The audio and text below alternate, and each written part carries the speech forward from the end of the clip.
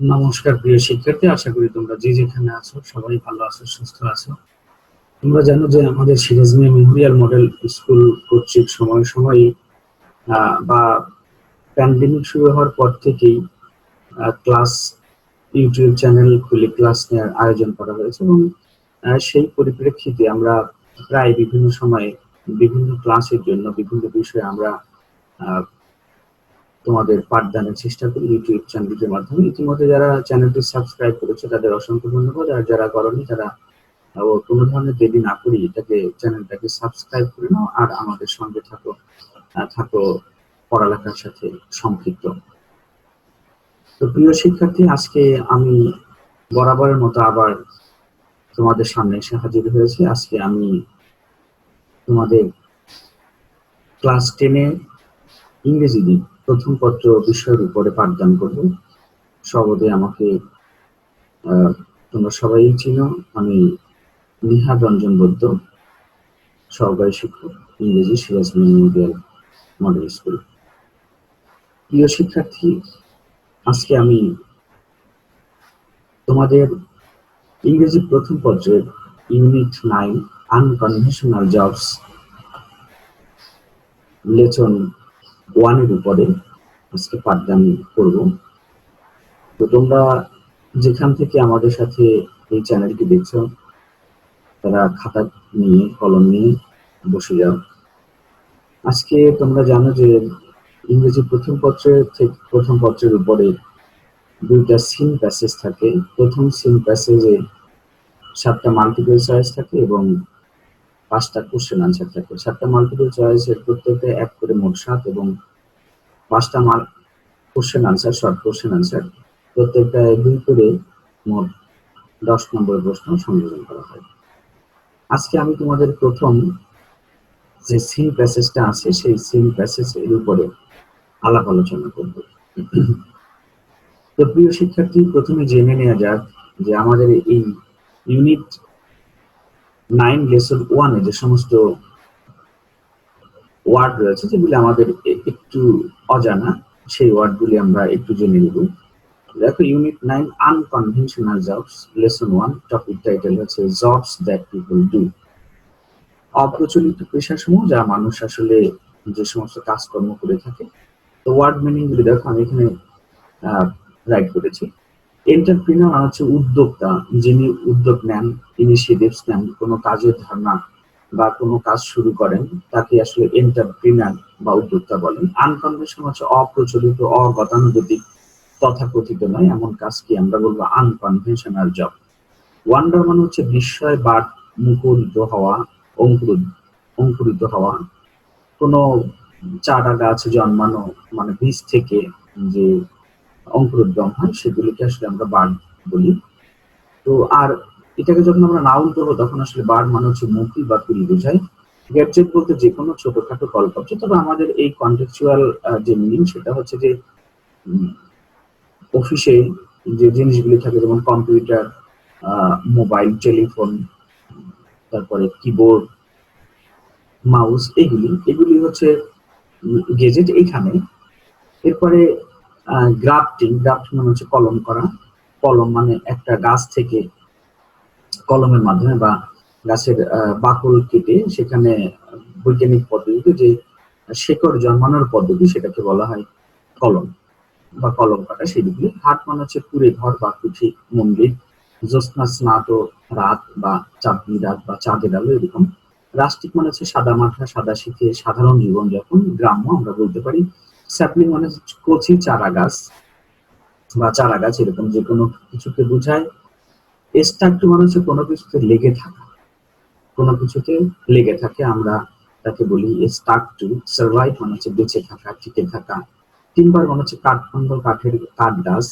এটা অবশ্য কাঠখণ্ড বলতে বুঝি আমরা আসবাবপত্র তৈরির জন্য বা বাড়িঘর তৈরির জন্য যে জিনিসটা ব্যবহার করি সেটাকে আমরা এখানে টিম্বার বলবো। স্টাবি মানে হচ্ছে গুমোর, স্টাবি মানে হচ্ছে স্তব্ধ। হ্যাঁ, স্টাবি মানে হচ্ছে যেখানে নিস্তব্ধ, আলো বাতাস যায় না সেরকম জায়গাকে আমরা আসলে স্টাবি বলবো। এরপরে সেলফ রেগুলেটিং মানে হচ্ছে স্বনিয়ন্ত্রণ ক্ষম, যা নিজে চালানো যাবে, নিয়ন্ত্রণ যা নিজের কাছে, সেই ধরনের কাজকে আমরা বলবো সেলফ রেগুলেটিং। তো তো এখানে প্রিয় শিক্ষার্থী এই কয়েকটা ওয়ার্ড আমার দৃষ্টিকোণ থেকে মনে হয় তোমাদের কাছে অজানা ছিল বা মনে না থাকতে পারে, তাই আমি স্মরণ করিয়ে দেওয়ার জন্য নতুন যে ওয়ার্ড গুলো ছিল বা যে ওয়ার্ড গুলো একটু কঠিন ছিল সেগুলি এখানে লিখে দেওয়ার চেষ্টা করেছি। প্রিয় শিক্ষার্থী, আশা করি তোমরা এগুলি ইতিমধ্যে তুলে নিয়েছো। না তুললেও এখনো যারা তুলোনি তারা এখনো তুলে নাও, কিংবা আমাদের ইউটিউব চ্যানেলগুলি বারবার দেখে তুমি এই জিনিসগুলো করতে পারবে। তো চলো কথা না বাড়িয়ে আমরা মূল পর্বে যাচ্ছি। দেখো আমরা এখানে গাইড করা আছে, আমরা বলেছি একটা প্যাসেজ থাকে। তো ইউনিট 9 এর লেসন 1 এর এই প্যাসেজটা আসলে সাইদ কামাল নামের এক ভদ্রলোক, উনি একটা এন্টারপ্রিনার, উনি হচ্ছেন এর উদ্যোক্তা এবং উনি একটা নার্সারি করেছেন। উনি প্রথম অফিসিয়াল জব করতেন এবং ডেস্ক ক্লার্কের কাজ করতেন। তো ওনার ওই যে ধরা বাঁধা নিয়ম বা সেই স্টাফ রুমে সেই কল কবজা টেলিফোন কম্পিউটার্স নিয়ে থাকাটা ওনার কাছে যথেষ্ট বিতৃষ্ণাকর বা ভালো লাগে না, তাই উনি চাকরিটা ছেড়ে দিয়েছেন। সেই ব্যাপারেই এখানে আমরা পড়বো। তো চলো, read the text. It is about a young entrepreneur, Syed Kamal. Notice what he thinks about job and happiness and answer the question number 1 and 2. প্রিয় শিক্ষার্থী, আমরা এখানে আভিধানিক অর্থ এবং আক্ষরিক অর্থ দুইটারই সমন্বয় এখানে ঘটাবো। এছাড়া আমরা ভাবানুবাদ মাঝে মধ্যে করবো। সবগুলো কিন্তু এখানে সমন্বয় করে কিন্তু আমরা এই টপিকসটা বা এই প্যাসেজটা আমরা সমাপ্ত করবো এবং নিচে কতগুলি আমরা প্রশ্ন দিব, সেই প্রশ্নের উত্তর করার চেষ্টা করবো। প্রিয় শিক্ষার্থী, তো চলো আমরা এর আভিধানিক অর্থ এবং আক্ষরিক অনুবাদ কিংবা ভাবানুবাদ সবগুলি সমন্বয় করার চেষ্টা করি। তো শুরু করা যাক। I know you will wonder, আমি জানি যে তুমি বিস্মিত হবে, if I say, যদি আমি বলি the best thing that ever happened to me was when I left my last job. Saeed Kamal বলছে যে আমি জানি তোমরা বিস্মিত হবে যদি আমি বলি যে আমার জীবনের সর্বোত্তম যে ঘটনা ঘটেছে তা হচ্ছে ওই সময় যখন আমি আমার শেষোক্ত চাকরিটা ছেড়ে দিই। আসলে বস্তুতি বা সভাপতি মানুষ যখন চাকরি ছাড়ে তখন আসলে এরকম তার এক্সপ্রেশন হওয়ার কথা না, অর্থাৎ তার এত পুলকিত হওয়ার কথা না, কিন্তু আসলে সে খুব পুলকিত। কেন সেই জিনিসটা আমরা একটু পরে দিচ্ছি। দেখো, ইয়েস রিয়েলি, সত্যি বলছি, I was a desk clerk, আমি ছিলাম একজন ডেস্ক ক্লার্ক বা কেরানি। ইন অ্যান অফিস, আমি একটা কর্মশালায় একজন কেরানি ছিলাম। বাট বিলিভ মি, তবে বিশ্বাস করো, I never liked my job, আমি কিন্তু কখনোই চাকরিকে পছন্দ করিনি।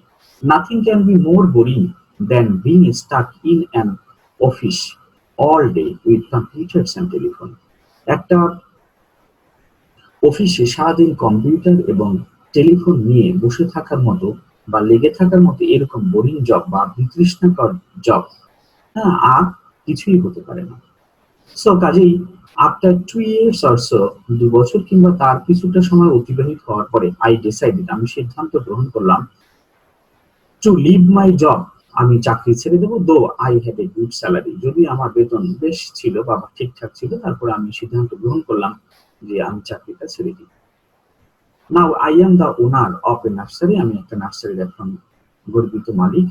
প্লান্টিং সিডস, বীজ বপন, বাডিং, সেগুলি অঙ্কুরিত করা বা সেই বীজের অঙ্কুরোদ্গম ঘটানো, গ্রাফটিং, এই কলম কাটা, টেকিং কেয়ার অফ স্যাপলিং, চারা গাছের দেখভাল করা, দেখাশোনা করা, ক্লিনিং দ্য ফ্লাওয়ার বেডস, ফুলের বেড বা ফুলের যে জায়গা সেটা শেষ হয়ে গেলে সেই বীজতলাটা তৈরি করা, পরিষ্কার করা, এবং স্পেন্ডিং টাইম উইথ ট্রিজ, এবং গাছের সাথে গাছগাছালির সাথে সময় কাটানো, আর different parts of my full time job, আমার এই পূর্ণকালীন কাজের এগুলি হচ্ছে কতগুলি খণ্ডিত চিত্র। I start work very early, আমি খুব সকাল সকাল কাজ শুরু করি। ইন সামার, গ্রীষ্মের সময়, I usually leave home at 5:30 in the morning, আমি গ্রীষ্মের সময় আমার কক্ষ বা বাড়ি ছেড়ে যাই কটা নাগাদ, 5:30 নাগাদ। তো 5:30 নাগাদ আমি বাড়ি ছেড়ে যাই। দেখো এখানে আমি বলছিলাম in the morning, but in winter not till about 7, তবে শীতের সময় কিন্তু আমি কখনোই 7টার আগে বাসা পরিত্যাগ করি না। আই হ্যাভ এ স্মল হাট, আমার একটা ছোট্ট কুড়িঘর রয়েছে। ইন নার্সারি, এই নার্সারিতে আমার একটা ছোট্ট কুড়িঘর রয়েছে। কুড়িঘর হচ্ছে বাঁশ, কাঠ দিয়ে যে গৃহ নির্মাণ করা হয়, তবে বিশেষ করে উপরের যে ছাদ বা ছাউনি সেটা দেয়া হয় খড় দিয়ে, বিছালি দিয়ে। There can not be any more pleasure, এর চাইতে আর বেশি আনন্দ কখনোই হতে পারে না ফর মি, আমার জন্য বা আমার কাছে, দেন when I see the moon from there, যখন আমি এই কুড়ে ঘর থেকে এই চাঁদকে অবলোকন করি, or walk through the trees, কিংবা গাছগাছালির ভিতর দিয়ে আমি পদচারণা করি, in the soft moonlit night, সেই জ্যোৎস্না স্নাত রাতে। The winter is just over, শীত মাত্র শেষ হয়েছে, so I am cleaning up the winter flower garden, কাজেই শীতের ফুলের যে বেড রয়েছে বা গার্ডেন রয়েছে সেটা আমি পরিষ্কার পরিচ্ছন্ন করছি। নাও আই এম বিজি, আমি এখন যথেষ্ট ব্যস্ত হয়ে পড়েছি, প্রডিউসিং মোর টিম্বার, এই কাঠ জাতীয় গাছ উৎপাদনে, মানে সেই কাঠ জাতীয় গাছের চারা উৎপাদনে। কাঠ জাতীয় গাছ মানে হচ্ছে যে গাছগুলি আসলে আমরা বিশেষ করে কাঠ পাওয়ার জন্যই রোপণ করে থাকি। আমরা বিশেষ করে বলতে পারি যে রেইন ট্রি গাছ, তারপরে চাম্বল কাঠ, হ্যাঁ, মেহগনি, গর্জন, এরকম যে গাছগুলি রয়েছে সেগুলিকে আসলে আমরা কাঠ জাতীয় গাছ বলবো বা টিম্বার বলবো। তো সেই চারা উৎপাদনে অ্যান্ড মেডিসিনাল প্লান্টস, এবং যে ভেষজ গাছ রয়েছে বা ঔষধি গাছ রয়েছে সেগুলি আমি এখন প্রস্তুতি ব্যস্ত। Which people will buy from July, যা লোকজন আসলে জুলাই থেকে ক্রয় করা শুরু করবেন। এভরি সিজন, প্রতিটি ঋতু ইজ সো ডিফারেন্ট, আমার কাছে প্রতিটি ঋতুই কিন্তু বিশেষ কিছু বা ভিন্ন ধর্মের, ভিন্ন ধর্মীয় বা ভিন্ন স্বাদ মজির হবে। And I love them all, এবং আমি প্রতিটা ঋতুই কিন্তু পছন্দ করি। When I compare my present days, যখন আমি আমার বর্তমান সময়কে তুলনা করি উইথ দ্য পাস্ট, সেই অতীতের সময়ের সাথে, আই সিম্পলি কান্ট আন্ডারস্ট্যান্ড, আমি যেন বুঝতেই পারি না, আমি ভাবতে অবাক লাগে, how I could survive in my previous job, আমি আগের চাকরিতে কিভাবে টিকেছিলাম। আই লাভ নেচার, আমি প্রকৃতি পছন্দ করি।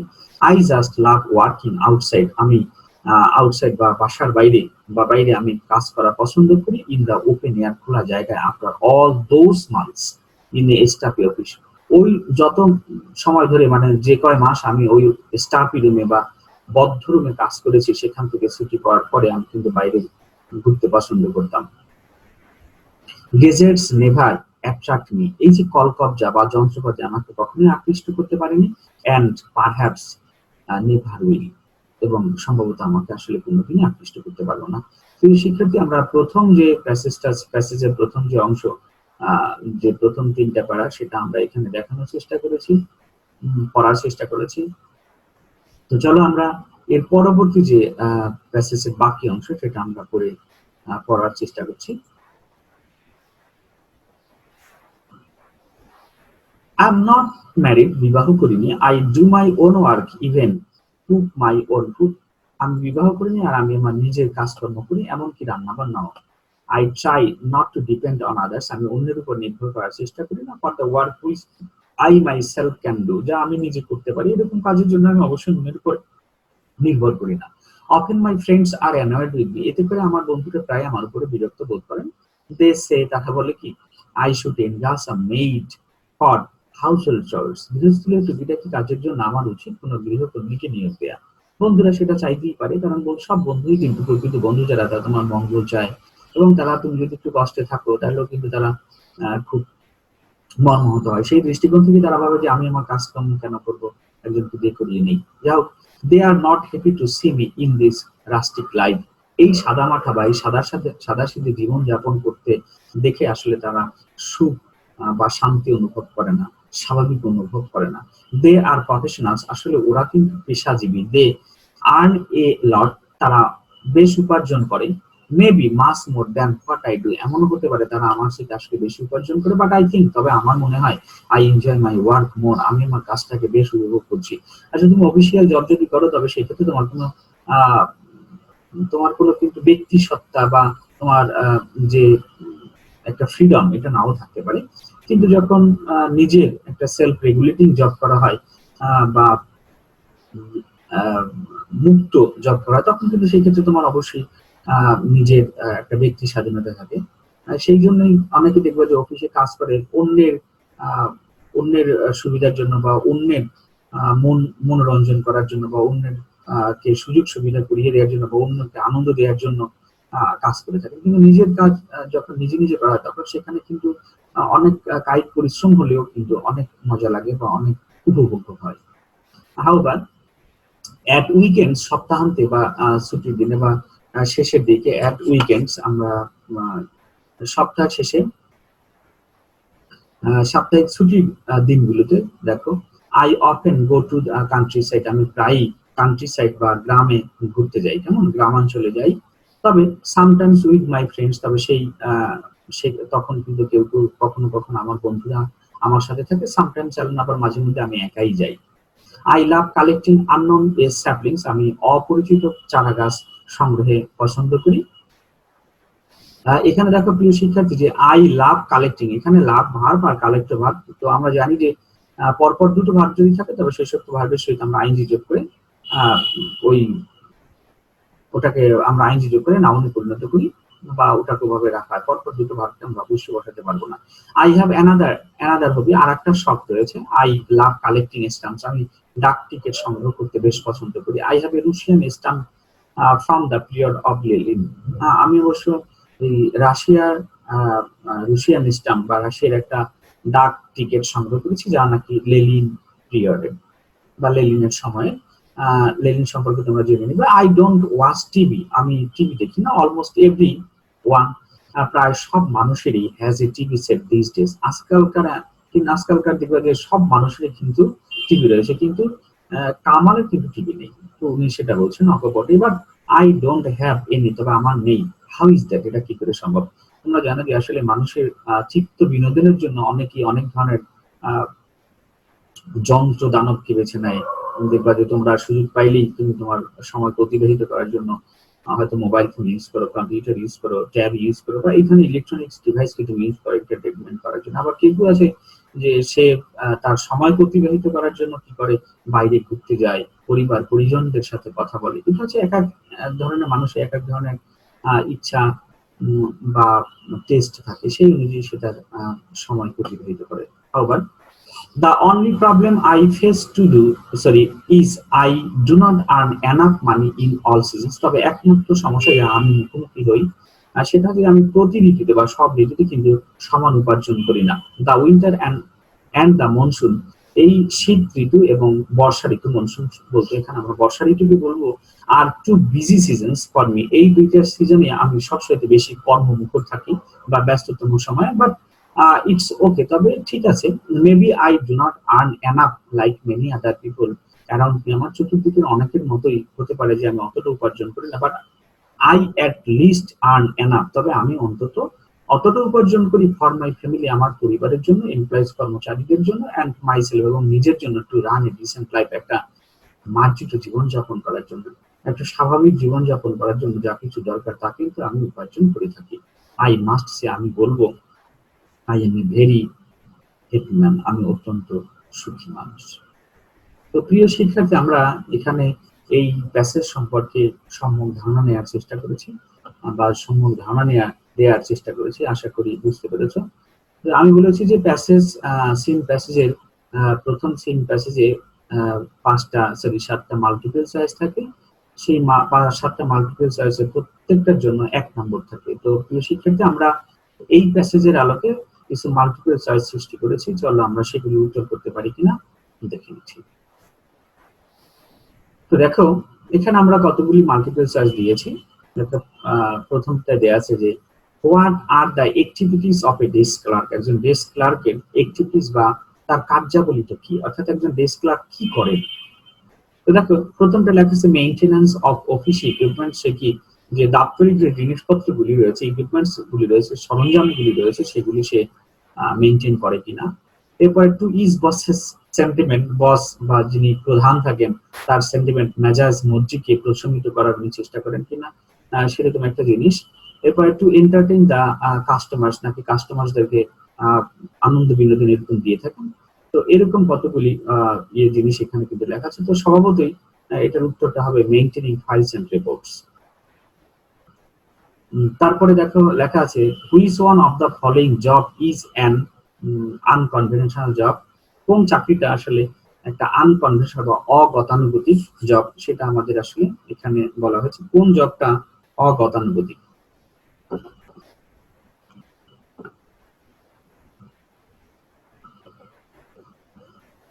প্রিয় শিক্ষার্থী দেখো, যে এটা হচ্ছে Uber driver, an accountant, music playlist, sorry copyist, নাকি নাকি বিল্ডিং ইন্সপেক্টর। তো এই কয়েকটা জবের কথা এখানে বলা আছে। সম্ভবত এখানে উবার ড্রাইভার হবে, কারণ বাকিগুলি তো অবশ্যই রেস্ট্রিকশনস রয়েছে। এর পরেরটা দেখো, লেখা আছে what is the contextual meaning of household chores in the passage. এই প্যাসেজে হাউসহোল্ড চোরস বলতে কি বোঝায়? আসলে হাউসহোল্ড চোরস মানে হচ্ছে গৃহস্থলীর টুকিটাকি কাজ, তো সেটা বোঝায় কিনা সেই ব্যাপারে কিন্তু আমাদের এখানে জানতে চাওয়া হয়েছে। তো আমরা দেখি এখানে কি, এখানে লেখা আছে যে ওয়ার্কস ফর কোরিওগ্রাফার, কোরিওগ্রাফারের যে কাজ সেটা কিনা। তারপরে বলা আছে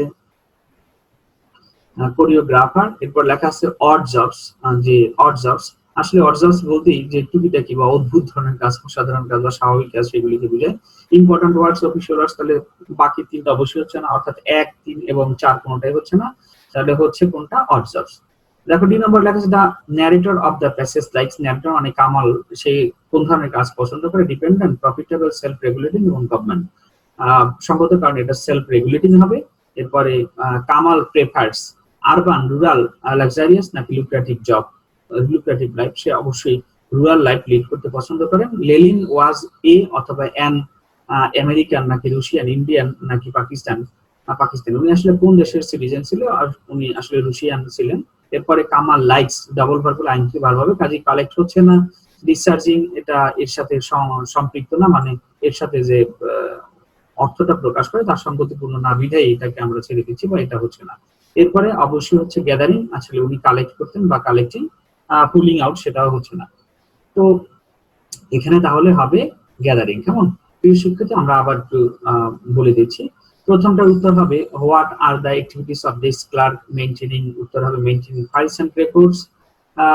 দ্বিতীয়টার উত্তর হবে উবার ড্রাইভার, তৃতীয়টার উত্তর হচ্ছে অড জবস, চতুর্থটার উত্তর হবে সেলফ রেগুলেটিং, পঞ্চমটার অর্থাৎ 3 নম্বরের উত্তর হবে রুরাল, ষষ্ঠ বা 8 নম্বরের উত্তর হবে রুশিয়ান, এবং জি বা লাস্ট ওয়ানের উত্তরটা হবে গ্যাদারিং। তো আশা করি বুঝতে পেরেছো এই প্রশ্ন উত্তরগুলি। না বুঝলে আবার আমাদের অবশ্যই ইনবক্সে তোমরা জানাবে যে স্যার আমরা এখানে বুঝিনি। আমরা অবশ্যই সেই জিনিসগুলি আবার বোঝানোর চেষ্টা করবো। এরপরে প্রিয় শিক্ষার্থী, আমি বলেছি যে প্রথম প্যাসেজে আরেকটা জিনিস থাকে, সেটা হচ্ছে কোশ্চেন আনসার। 5টা কোশ্চেন আনসার থাকে, প্রত্যেকটার 2 করে 5 দুগুণে 10। তো সেখানে আমরা কতগুলি প্রশ্ন লেখার চেষ্টা করছি দেখো, সেখান থেকে আমরা জেনে নিচ্ছি। তো এখানে দেখো আমরা 5টা প্রশ্ন সেট করেছি। What is the best thing that ever happen to this man, সর্বোত্তম কোন ঘটনা এই লোকের জীবনে ঘটেছিল? Why didn't Kamal like his last job, কেন সে তার শেষোক্ত কাজ পছন্দ করেনি? অথবা what are the merits and demerits of his present job, বর্তমান কাজের সুবিধা অসুবিধাগুলি কি? এবং what attitude of Kamal is reflected in the line maybe I do not earn enough like many other people around me, but I at least earn enough for my family, employees and myself to run a decent life. তো এই 5টা প্রশ্ন আমরা এখানে দিয়ে দিয়েছি। তো প্রথমটা দেখো যে আসলে কি কারণে ওটা ছিল তার শেষোক্ত জবটাই ছিল তার জীবনের সর্বোত্তম ঘটনা, এটা আসলে কি কারণে ছিল? তো এই কারণটা ছিল কারণ সে সবসময় সবচেয়ে যে ঘটনাটা ভালো সেটা হচ্ছে যে সে আসলে সেলফ রেগুলেটিং জব পছন্দ করতো, এবং সেই কারণে সে তার যে ওই অফিসিয়াল যে জব, সেই জবটা পছন্দ করতো না, কারণ সেখানে রেস্ট্রিকশন ছিল, সেখানে ধরাবাঁধা নিয়ম ছিল। কাজেই আমরা বলতে পারি যে আসলে সে যখন চাকরিটা ছেড়ে আসে, সেই চাকরি ছেড়ে যাওয়াটাই ছিল তার জীবনের সবচেয়ে উল্লেখযোগ্য ঘটনা। তো আমরা সেই উল্লেখযোগ্য ঘটনা, তাহলে আমরা এটার উত্তর লিখতে পারি এভাবে যে দেখো আমরা উত্তরটা দেখানোর চেষ্টা করছি। দেখো আনসারটা হবে the best thing that ever happen to this man was living his last job. কেমন? Was living